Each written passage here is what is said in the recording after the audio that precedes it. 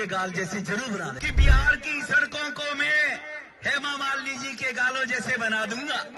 लालू ने कहा था बिहार में कि बिहार की सड़कों को मैं हेमा मालिनी जी के गालों जैसे बना दूंगा। लालू ने झूठ बोला था, नहीं बना पाया, लेकिन मैं आपको विश्वास दिलाता हूं, जैसे ओखले की सड़कें हमने बना दिए, संगम बिहार की सड़कें बना दिए, इसी प्रकार से कालकाजी भी सुधार कैंप के सामने वाली, बराबर वाली, अंदर वाली सारी की सारी सड़कें प्रियंका गांधी के गाल जैसे जरूर बना देंगे। 24 में बोला, उसको दोहराया। और हेमा जी के बारे में लालू जी जो इनकी सरकार में मंत्री रहे हैं वो माफी मांगे। वो हेमा जी के बारे में जो लालू जी अलायंस में चलते हैं, ये हेमा जी के बारे में अगर बोला है ऐसे अपशब्द, और प्रियंका गांधी एक विशेष वीआईपी कल्चर खानदान से है। क्या करोड़पति की एक खानदान की बेटी तो महिला है, और एक जनरल परिवार से निकलने वाली हेमा मालिनी वो महिला नहीं है। वो महिला नहीं है। एक खानदान विशेष से निकलकर आने वाला नेहरू खानदान का परिवार राजकुमार होगा, महिला होगी। गरीब परिवार में, सामान्य परिवार में रहने वाली महिला नहीं है। कांग्रेस माफी मांगे, कांग्रेस लालू से माफी मंगवाए, और ऑन बिहाफ ऑफ लालू उनकी सरकार में मंत्री रहे हैं, वो उनसे माफी मांगे। वो कंपेयर किया गया है। जैसा कोई आगे से बोलेगा, प्रधानमंत्री के पवन खेड़ा जी जो रफूगर हैं कांग्रेस के, जो केवल चाटुकारिता का कारण राजनीति में है, शीला जी के जमाने में सबको मालूम है कैसे दलाली के करते थे। मैं उनसे पूछना चाहता हूं, पवन खेड़ा जी से, प्रधानमंत्री जी की पिताजी के बारे में जो टिप्पणी की, पवन खेड़ा माफी मांगे। ये पहले माफी मांगने की, वरना जिस प्रकार की भाषा का उपयोग करेंगे, ईंट का पत्थर हमेशा, ईंट का जवाब हमेशा पत्थर से दिया जाए। हेमा मालिनी जी महिला है कि नहीं है, मुझे बताइए। हेमा मालिनी जी महिला है नहीं है? पहले जिसने गलती की पहले वो माफी मांगेगा ना। पहले अगर ये गलती है और किसी ने माफी मांगी, हेमा मालिनी जी महिला है नहीं है? एक साधारण परिवार की निकलकर एक महिला और एक दुनिया में भारत का नाम रोशन करती है, वो महिला नहीं है? और एक खानदान में पैदा हुई, वो महिला है।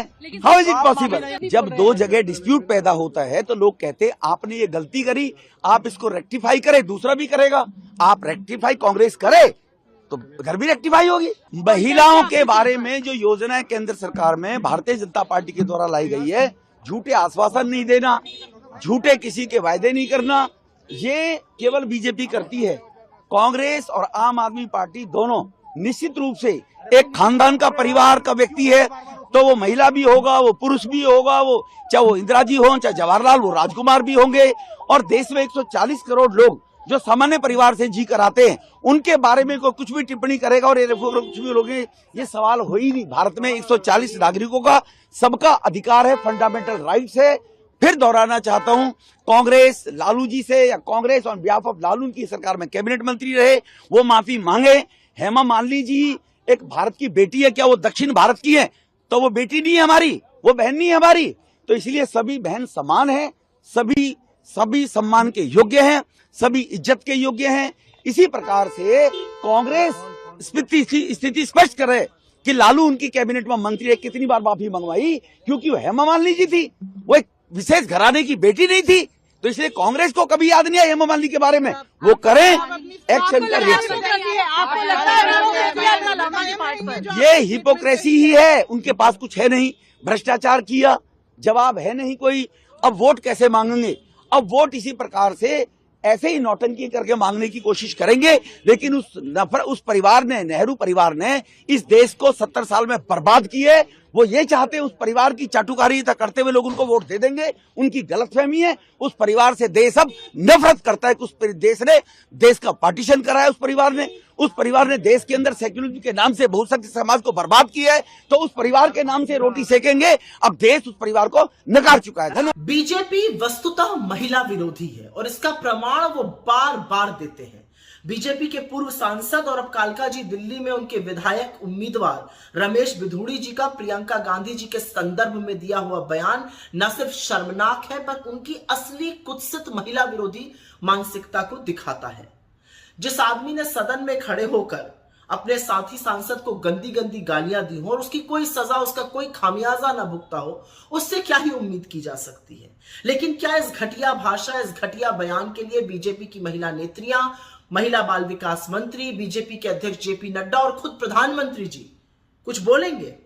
असलियत तो यह है की इस महिला विरोधी भाषा, इस महिला विरोधी सोच, इस कुत्सित मानसिकता के जनक तो खुद मोदी जी ही हैं।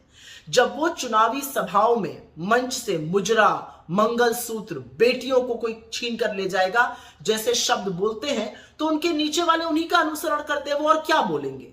लेकिन ये घटिया सोच है, ये घटिया मानसिकता है, और इसके लिए ना सिर्फ रमेश बिधूड़ी को बल्कि बीजेपी के शीर्ष नेतृत्व को हाथ जोड़ के माफी मांगनी चाहिए। ये सिर्फ एक महिला प्रियंका जी के अपमान का मामला नहीं है, ये आधी आबादी के अपमान का मामला है।